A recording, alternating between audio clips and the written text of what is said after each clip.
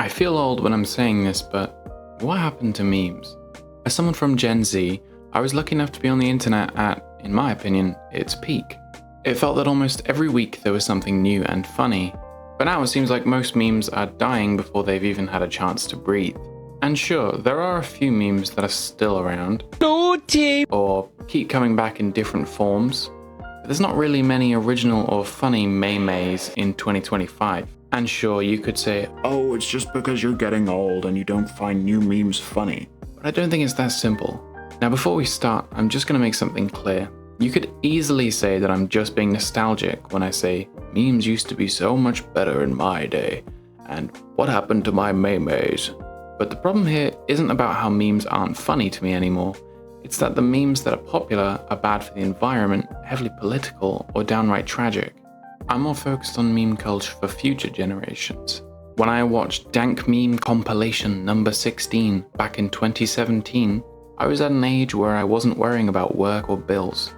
But cut to 2025 and Gen Alpha have memes like... Sorry for the jump scare, but there's a lot of tragedy to this meme in my opinion, and I'll explain why. It's widely accepted that Gen Z were responsible for the creation of most memes from 2010 to 2020, during which they would mostly be teenagers, which could certainly explain why memes were so stupid but at least had a personality or a voice. But now, halfway through 2025, most people in Gen Z are graduating and beginning to start getting proper jobs. It seems like the job application meme is the last dying breath of Gen Z memes. What started as absurdist, chaotic humor is dying as a cynical and cold view on becoming an adult. And what's so sad about this is that when looking for memes after school or on the weekend, Gen Alpha are going to come across a lot of memes about job applications, inheriting a dread of adulthood and employment from an age where searching for work should be the least of their concerns. But surely there are some other memes out there. There has to be something funny and original. Oh no. It's been established that Gen Z are mostly no longer making memes because they are too focused on looking for work now. So what we're left with is a landfill of laziness and AI-generated slop. Little to no effort is required to make a funny meme in 2025. Just type a few prompts into ChatGPT or whatever AI slopfest site you can access, and voila! The funny crocodile plane does some janky movements and kids eat it up. First of all, I believe that kids are brainwashed into finding these funny because they are so easy to make and they are simply what's popular at the moment. And yes, you could argue that the memes Gen Z grew up on weren't funny too. Oh no, it's the rolling raccoon. I am about to die.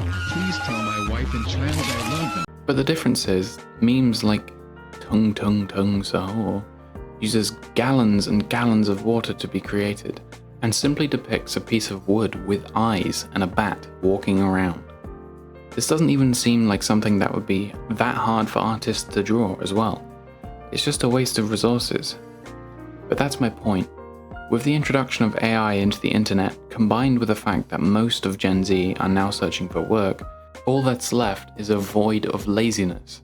Kids scrolling through TikTok, Reels, or YouTube Shorts see any kind of movement and are entranced, blissfully unaware of the damage not only being done to the environment, but also to their brains from consuming all this short-form content. I think a big reason memes feel so different now is because of how the format has changed. Memes originated as funny images with captions, like "the epic baby" or "the aliens guy," but in 2025, attention spans are becoming more and more limited, and everyone is reading less and less. Compare that with short-form videos. They're loud, they're fast, and they're easy. The tone, the joke, the punchline, it's all delivered to you with audio-visual cues. No real effort required.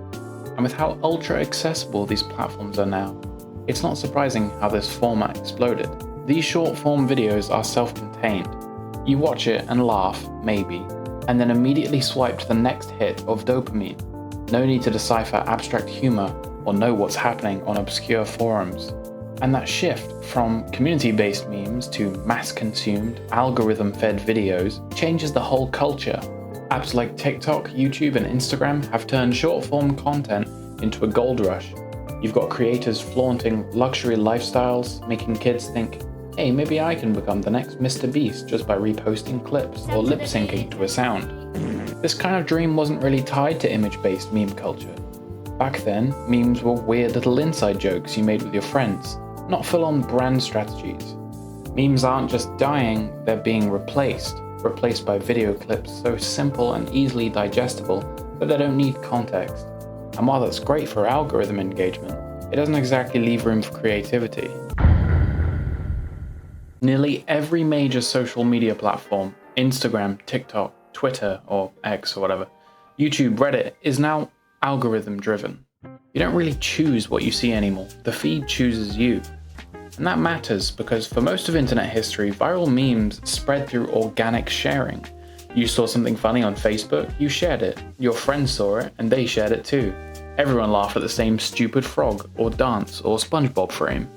It felt like being part of a global inside joke. Now, the algorithm decides what you laugh at, and it decides what I laugh at. And those things might be completely different. You're getting curated content based on your past likes, your location, how long you linger on a post. Every tiny behavior is being tracked and used to feed you a more personalized bubble. So even if there is a funny meme floating around out there, the odds of you and me both seeing it at the same time, in the same context, are way lower than they used to be. That's part of why memes don't feel cultural anymore. They feel niche. You might be deep in the Walking Dead memes, Walkers all around you, they're in the woods, or Sigma edits, while someone else is into AI-generated Elsa frozen Walmart poop videos. It also doesn't help that a significant portion of the internet we interact with now, especially on social media, isn't even real. It's filled with bots. Fake engagement, AI-generated posts, even entire conversations that are artificially created to look like humans are still participating in online culture. A lot of the creativity that made memes interesting, the weirdness, the edge, the pure randomness, gets buried or actively suppressed. The algorithm favors engagement, which means safe, relatable, brand-friendly content. The weird gets filtered out. The good stuff dies before it could spread. Maybe the memes aren't worse because we're older or cynical. Maybe they're worse because the internet itself is less alive. What once was a crazy, fun, and wonderful place has turned into swiping through curated content pipelines built for ad impressions, not creativity. And that's the worst part, because even if there are still great, weird, hilarious memes being made, they're buried under layers of algorithmic noise, fed to tiny fragmented communities, and gone in 24 hours. No staying power, no shared space, just content. Lots and lots of content. This video was never made to purely criticize what kids find funny nowadays, otherwise I would have mentioned memes like Skibbity Toilet, but more to shed light on what's happening to meme culture. You can call me old, but memes used to have some kind of character or charm, but now that Gen Z is aging into the workforce, that carefree creativity is fading, and what's replacing it feels empty, mass-produced, and soulless. The real tragedy here isn't just the death of funny internet jokes, it's what the future generations will grow up on. Memes now reflect burnout and algorithm-fueled sludge, and future generations will think this is normal. Maybe I'm wrong. It seems YouTube poops are having some sort of revival at the moment, meaning editors are at least having to put some work into mashing words together to make Jordan Peterson say he's gay or something. I am straight, although who knows when push comes to shove. Thanks for watching.